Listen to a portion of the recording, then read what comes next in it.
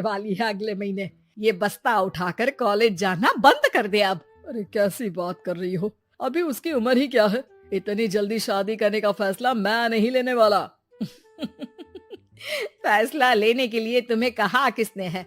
अरे मैंने कह दी शादी है तो है अगले महीने।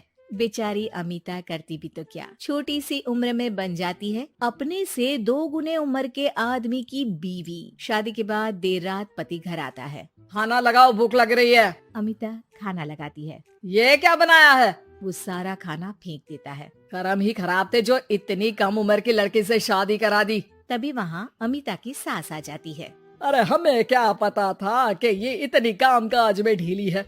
इसकी माँ ने तो कहा था रॉकेट की स्पीड से काम करती है। अमिता को आए दिन ससुराल में ताने, गालियाँ और कभी कभी तो मार भी पड़ती। सुन जा, अपनी माँ को बोल 50,000 रुपए भेजे, फ्री में नहीं रखना है तुझे।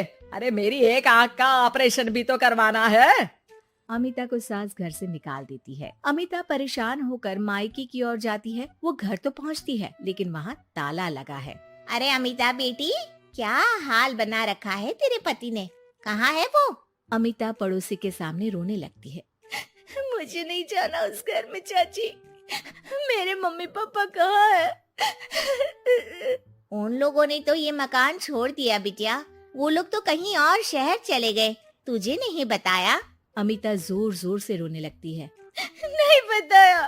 ये क्या कर गए माँ पिताजी मेरे साथ। मेरी जिंदगी तो नर्क से भी खराब है। अब मैं क्या करूं?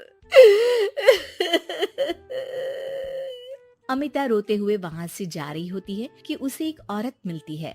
अरे सुनो तो, रो क्यों रही हो? तो क्या करूं? हंसू?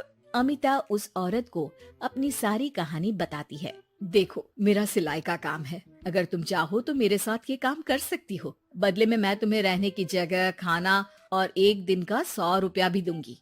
अमिता कुछ सोचती है और फिर उस औरत के साथ चल देती है। अब क्या था, अमिता की जिंदगी अपने मायके और ससुराल से दूर एक नए सिरे से शुरू होती है। रहना खाना फ्री होने के कारण अमिता रोज का पैसा बचा लेती। वो आसपास के लोगों के भी कपड़े सिलने लगी। और एक दिन सिलाई सेंटर की एक औरत कहती है, अरे वो साड़ी की कंपनी है ना, वो बिक रही है।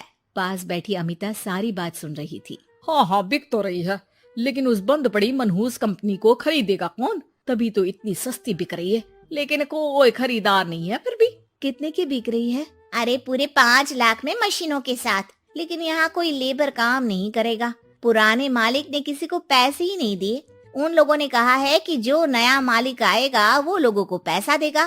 5 लाख। अमिता घर आती है और अपने पैसे गिनती है, पूरे 3 लाख। अमिता सिलाई सेंटर वाली उस औरत के पास जाकर कहती है, चाची, मैंने इतने साल की कमाई में ये पैसे जमा किए हैं, पूरे 3 लाख है। वो बंद साड़ी की फैक्ट्री मैं खरीदना चाहती हूँ।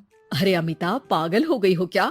वो 5 लाख की बंद मनहूस फैक्ट्री खरीदेगी, फिर लेबर का बकाया पैसा देगी, और वो फैक्ट्री चलेगी कि नहीं ये भी कोई नहीं जानता। लेकिन अमिता नहीं मानती। वो उस औरत से कहती है कि वो उस फैक्ट्री को खरीदना चाहती है और खरीद कर ही रहेगी। औरत भी अमिता की मदद कर देती है और फिर अमिता के नाम एक साड़ी फैक्ट्री हो जाती है। शुभारंभ वाले दिन अमिता लेबर से कहती है, मैं इस फैक्ट्री को दोबारा खड़ी करना चाहती हूँ। आप लोग इसमें माहिर हैं। मैं नहीं जानती कि पहले वाला मालिक के काम करने का क्या तरीका था, लेकिन मैं अपनी योजनाओं के साथ आई हूँ। मेरे पास आप लोगों को देने के लिए अभी तो पैसे नहीं है, लेकिन मैं वादा करती हूँ 3 महीने में आप लोगों के पैसे ब्याज सहित आप लोगों को दे दूंगी। और ये क्या बात होती है? हम सारा दिन फिर से काम करें और पैसे ना मिले तो हम खाएंगे क्या? सिर्फ 3 महीने की बात है। वैसे भी आप लोग बिना काम के यहाँ नए मालिक के इंतजार में बैठे ही थे। मैं काम करना चाहती हूँ और 3 महीने में सारे पैसे देने का वादा भी करती हूँ। लेबर आपस में सलाह करते हैं और अमिता की बात मान लेते हैं। सिलाई सेंटर से मशीन, सिलाई और कपड़े के ज्ञान में माहिर हो चुकी अमिता सभी के साथ मिलकर खुद काम करती। शहर और दूसरे शहरों में घूम घूम कर साड़ी का डिजाइन दिखाती और ऑर्डर लेती। अमिता को कई जगह से ऑर्डर आ जाते हैं। कई लोग उसके काम को सराहते तो कई आलोचना भी करते। अरे बड़े बड़े व्यापारी बैठे हैं, यहाँ तू कहाँ टिकेगी? लाओ दिखाओ कैसी साड़ी बना रही है तुम्हारी फैक्ट्री।